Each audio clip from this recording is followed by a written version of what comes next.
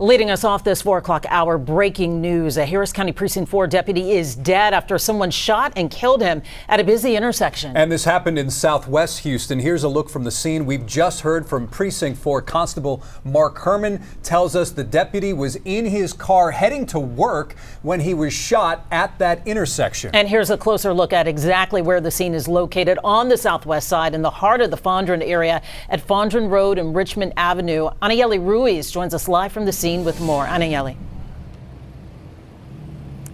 Well, guys, as you can see, it's still a very active scene here. Lots of officers out here. We even see Texas Rangers, of course, Constable, HPD, as they're all trying to figure out how this all started and why we ended up here now. I want to see a lot of people are still kind of driving through the area, of course, trying to see what's happening. But you can see the black car behind me. That's the officer's vehicle that was killed. We are told he was taken to, obviously, to the hospital where he died. And of course, investigators said this happened shortly before 1 o'clock today here at the corner of Richmond and Fondren. Just a very, very busy intersection. But take a listen at what one witness said he saw here. And came out and shot the man 4 times right in the front of the seat.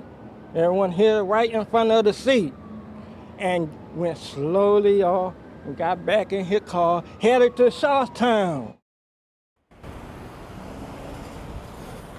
And again, the man you just heard here is a security officer here. He feels like the shooting was intentional. He feels like the officer was ambushed. Again, those are his words and what he witnessed today, because he said he was actually taking out the trash when he saw everything unfold right in front of his eyes. A very scary situation. As for the suspect, here's what police are telling us they're looking for. They said they're looking for an Asian Middle Eastern man between the ages of 35 to 40. They say he was wearing a gray color top and dark bottoms.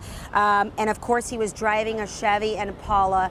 But again, as investigators are saying, they're still trying to canvass the area, look for surveillance video to see if it helped tell a better story of what happened. And as soon as we have more information, we'll be sure to send it back to you guys in the studio.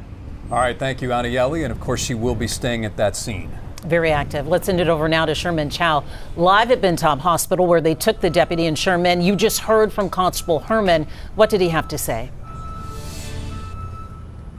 Just a couple of notes. The primary is that Houston Police Department will be handling this investigation. So you wanted to leave details of the case to the police chief, the new police chief, Noe Diaz, and his officers. But we did learn a little something about the deputy who was slain. I'm going to step out of the way. You can see behind me, we have about a dozen law enforcement officers, and not just from Precinct 4, but Harris County, HPD, some of the other precincts, standing outside of the emergency room to show their support.